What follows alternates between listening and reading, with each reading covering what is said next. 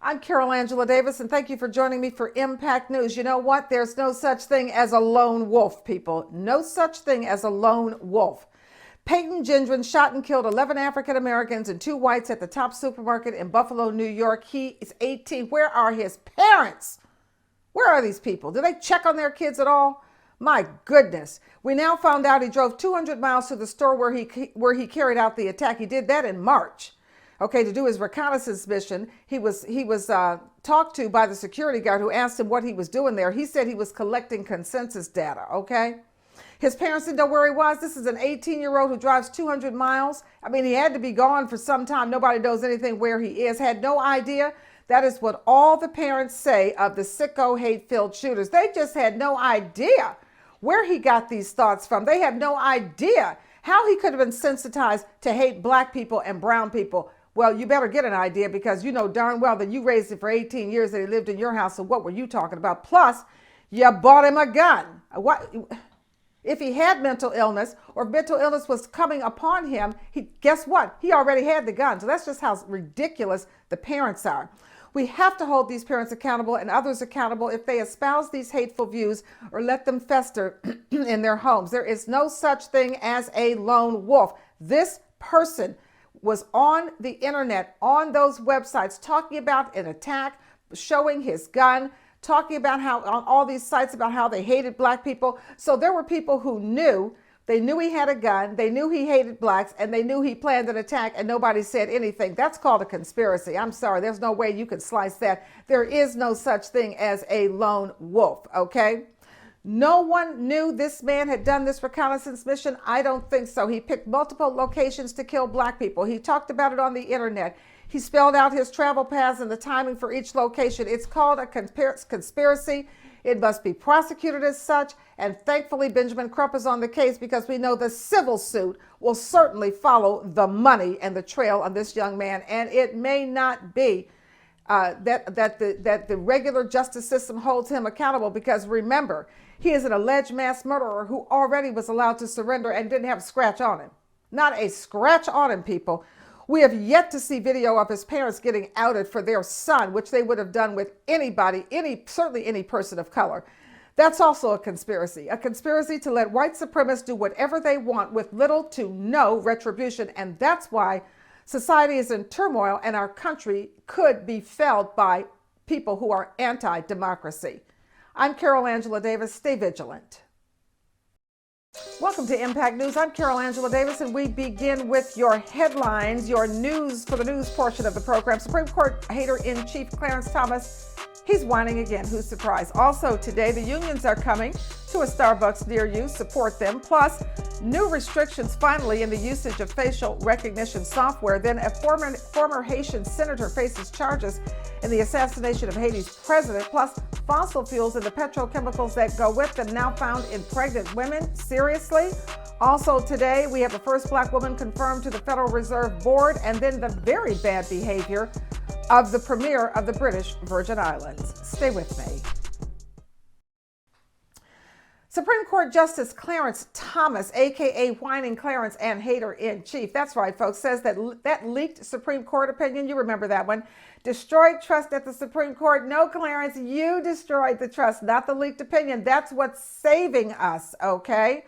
You did it, and so did all of your moves to get your dubious intellectuals and questionably qualified people on the Supreme Court. Neil Gorsuch, Amy Coney Barrett, Brett Kavanaugh, all right, all the usual suspects, folks. Thomas is apparently wondering, quote, how long we're going to have these institutions at the rate we're undermining them, unquote. Clarence, they're done. That's what you don't understand. You guys did your power grab and your dirty work, and now the institutions are crumbling. No one has any confidence in them.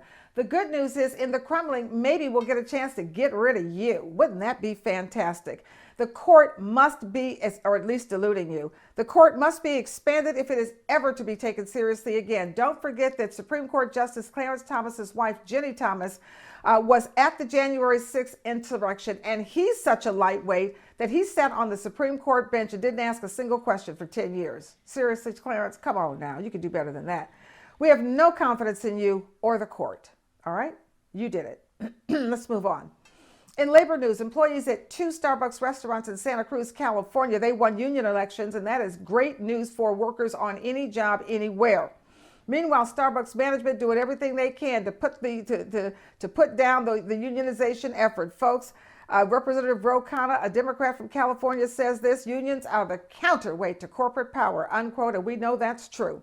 So far, more than 60 Starbucks locations nationwide have voted to unionize since December 21, and to try and stop the unionization effort. If Starbucks finds out an employee is heavily involved in the union effort, they're firing them, they're cutting their hours, they're threatening to deny benefits and wage increases to employees who vote or may vote to unionize. And if things continue to go as they are going, the Starbucks union will have an additional 174 elections and thereby add an additional 4,800 workers to their union rolls. Thank goodness, because that's good news for all of us.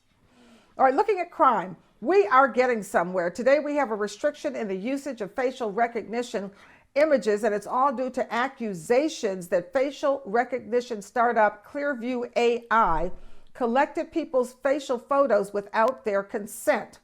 Now Clearview has to permanently stop selling access to its face database, thank goodness, to private businesses or individuals. And apparently, folks, Clearview has billions of images pulled from social media and other places. Now, the ACLU, that's the group that sued Clearview over that Illinois digital privacy law. One of the concerns is that the data can be used by stalkers, ex-partners, or predatory companies to track a person's whereabouts and social activity. The company, fortunately, also is facing a separate privacy case before a federal judge in Illinois. And you should know the regulators all over the world have been trying to stop Clearview from pulling people's faces into its facial recognition engine without their consent. Stop. All right. From Haiti, a former Haitian senator is facing charges in the United States, and that was related to last year's assassination of Haiti's President Moise. Okay, that person, John Joel Joseph, he has been extradited from Jamaica to the United States to face his charges. He is facing a possible life sentence now, according to a criminal complaint. Joseph, along with 20 Colombian citizens and several dual Haitian American citizens, participated in the assassination plot that ended up in the murder of Haiti's president. Joseph was arrested in Jamaica in January, along with his wife and 2 sons. Yes. Let's take a look at your health. Fossil fuels and the petrochemicals that go with them are now, they're so pervasive in the world, in the community, in the air, in the ground, in the everything, that they're even building up in pregnant women, which means the babies are being born pre-polluted. That is so unacceptable. Biomonitoring studies measured at least 43 chemicals in 99 to 100% of the pregnant women in the United States. Yes. All right, these chemicals are in your building materials, your carpets, your cosmetics, fleece jackets, yoga pants, toys, baby products, fertilizers, pesticides, cars, food additives, and packaging. And that's just to name a few, folks. They're everywhere. And that is the word from a new study in the journal Environmental Science and Technology. And you should know that race and socioeconomic status play a role. There are higher concentrations of these chemicals among Latina women when compared to their white counterparts. The chemicals are found in larger concentrations in older buildings where people who live in poverty typically live. And the emissions that come from manufacturing plants are coming from facilities that are heavily located in Black, brown, and indigenous communities. And FYI, one of these chemicals, phthalates, guess what? It is a classic endocrine disruptor, leading to lower levels of testosterone. It can reduce your ability to inseminate. It can reduce sperm counts. It also causes birth defects, such as undescended testes. This is very, very serious. Not to mention obesity, diabetes, learning problems, and reduced fertility. In the United States alone, the volume of industrial chemicals produced each year comes out to a minimum of 30,000 pounds per person each year. Yeah, that's what's in your body. Let's move on. African-American economist Lisa Cook, she is now the first Black woman to be confirmed to the Federal Reserve Board in the agency's 108-year history. She will help oversee the nation's central bank as it works to stabilize financial recovery in the United States. Now, of course, she's an African-American woman, so you know no Republican can figure out how to vote for her, all right? Right now she teaches at Michigan State University, and her research is very important. It focuses on macroeconomics and economic history, particularly on how hate-related violence has harmed U.S. economic growth. Now, we should also tell you that she also worked on the White House's Council on Economic Advisors during the Obama administration. All right now. Then African-American Baird Steptoe Sr., he was elected head of the International Cinematographers Guild, becoming the first black person to hold that role. His credits as a first assistant cameraman do include Dawn of the Planet of the Apes, also The Sixth Sense and Brewster's Millions, and we're sure he probably got his start in Brewster's Millions, okay? Steptoe has served on the Guild's National Executive Board and as a second vice president. The ICG, is the largest of the 13 IATSE unions. It has 9,000 members, and it is one of 3 unions with national jurisdiction. So congratulations to both of those people. And then finally today, a federal judge ruled that the premier of the British Virgin Islands can be released on $500,000 bond. We're talking 52-year-old Andrew Fahey, awaiting trial after being arrested in a U.S. government narcotics sting. Can you imagine? U.S. DEA agents say Fahey accepted what he was told was a $700,000 in cash from undercover DEA agents and informants who posed as Mexican drug traffickers. For now, Fahey is living in Miami at the rented home of his 2 college-age daughters. What a tragic downfall, and how disgraceful. I'm Carol Angela Davis. Those are your stories. Stay with me. I've got Ask Dr. K, the Crypto Convos, the International Report, Missing, and the Slay Word. Stay with me. Carol Angela Davis with your Slay Word of the Week. The word this week is adroit, A-D-R-O-I-T, adroit. It is an adjective, and its origin is 1652 from the Old French. What does it mean? It means having or showing skill, cleverness, or resourcefulness in handling situations. Let's use it in a sentence. Rumor has always played a role in news and politics, but rarely has a so-called news network, I'm talking Fox News, been so adroit and so cynical in their use of vitriol. Sentence number 2.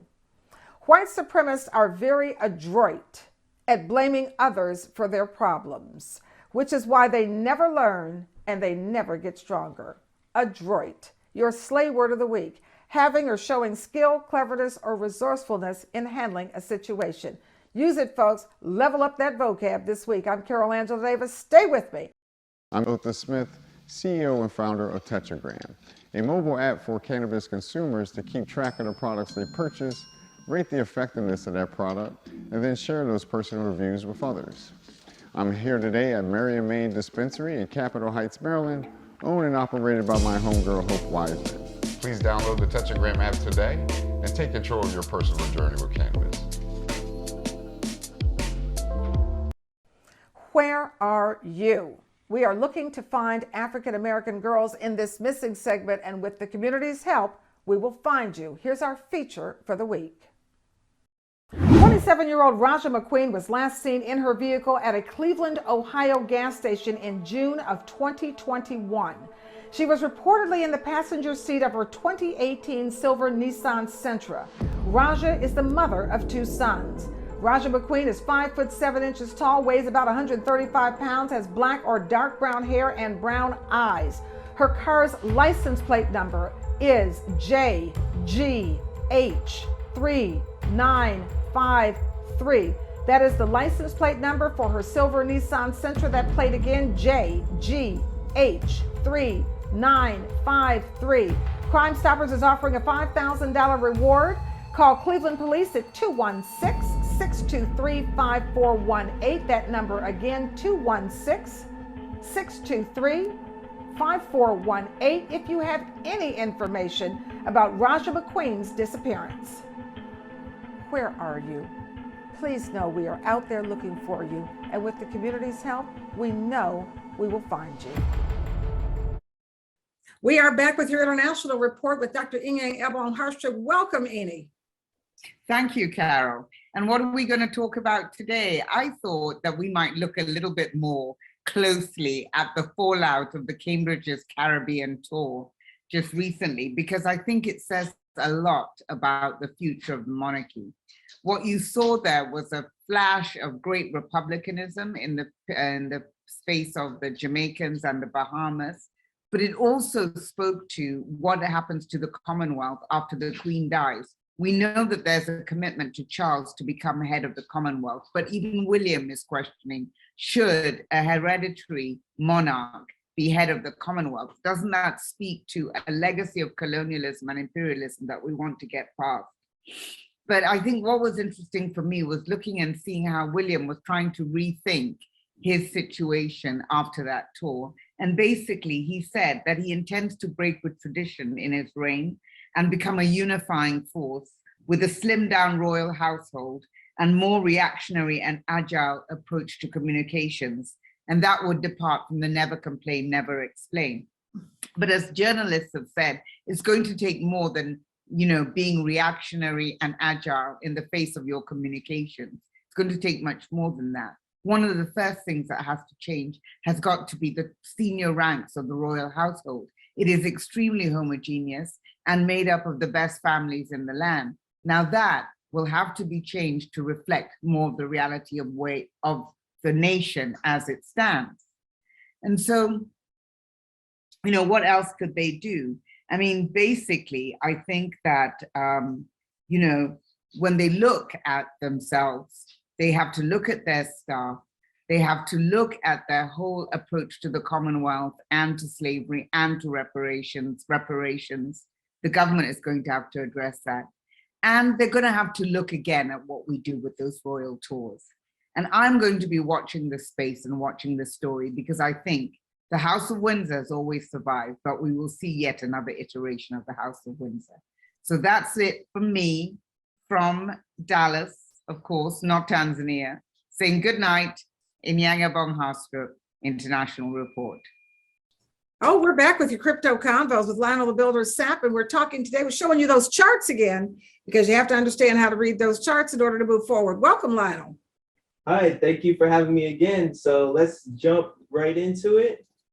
Here we have the Bitcoin chart. And once again, this week we are seeing red. It's pretty much been going sideways. This is the daily, and it's been bouncing from 30,000 to 29,000 and then back up again.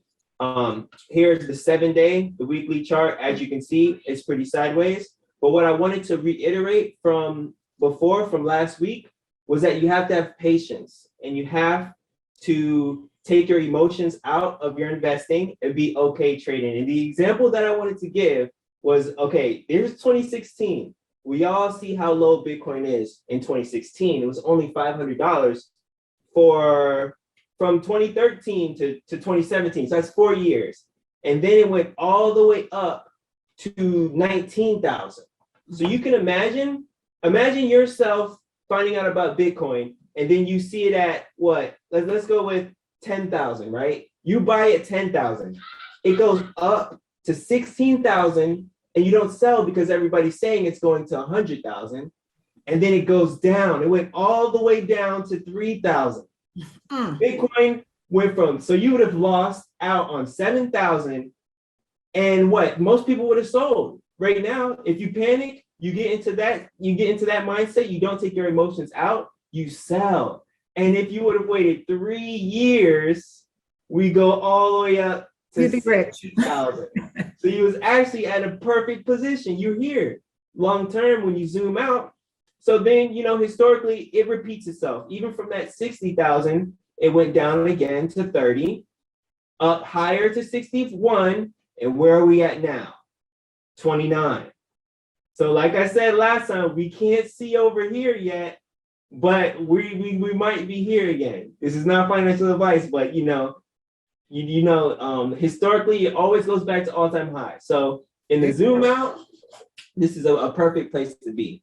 Lionel, thank you so much for joining us here on Impact News and helping us to understand what's going on with crypto, because it is frightening for a lot of people who have a lot of money in the market, particularly in Bitcoin. And so we appreciate you just telling us how to read those markets. Lionel the Builder Sapp with your crypto convo. Thank you, Lionel. Thank you. Have a good day. We'll see you next week. See you. Carol Angela Davis and Dr. Kay Davis here, closing out the show with your health in mind, your health and your longevity. Welcome, Dr. Kay. Thank you. Thanks for having me. Well, the topic is so timely because I don't know a single woman out there trying to lose her hair. We are worried about that. And I'm going to talk about female hair loss. And I'm going to talk about our food as our medicine. And one of those medicines is to prevent hair loss. A whole foods plant-based diet, believe it or not, is related to keeping your hair. So often hair loss is related to vitamin deficiencies, iron, copper, zinc. Hair loss is related to blood flow. So high cholesterol, just like it clogs up vessels all over your body, it's clogging up the vessels that supply the hair follicles. Smoking, excessive alcohol use. So therefore, maintaining a healthy lifestyle, maintaining great blood flow, a plant-based diet that supplies our vitamins and minerals is good for our hair. Hair loss is very much tied into the minerals. Minerals come from the dirt. And when you eat plant-based foods, you're getting the vitamins and minerals. When you eat vegetables and fruits of all different colors and textures, those are called the flavonoids, very much tied in to a healthy head of hair. An animal-based diet where we're either replacing areas on our plate with unhealthy foods, or we're adding in inflammatory foods, increasing our cholesterol, they actually can contribute to hair loss. So the first thing is the whole foods plant-based diet. The second thing is beware of the supplement aisle. Too much selenium, too much vitamin A. Believe it or not, they are associated with hair loss. Once you get the vitamins and minerals that you need, which you will get from the plant-based diet, you have all that your body can handle. In addition to that, protein, believe it or not, contributes to a healthy head of hair. But we know that the best proteins are the plant-based proteins. So all of these lifestyle factors contribute to us keeping a healthy head of hair. That's so important. Dr. K, thank you so much, because nobody out here, we know we wear our wigs, we wear our weaves, we wear our braids, but we still try to keep our hair. And so it's good to know that plant-based diet, or every time, it's interesting because every week, it seems like if we would just get with the plant-based diet, almost all our problems, health problems, would be at least ameliorated to some extent. So thank you so much. Let's ask Dr. K. I'm Carol Angela Davis. And for all of us here at Impact News, we'll see you next week here on Impact News. Thank you, Dr. K. Thanks for having me.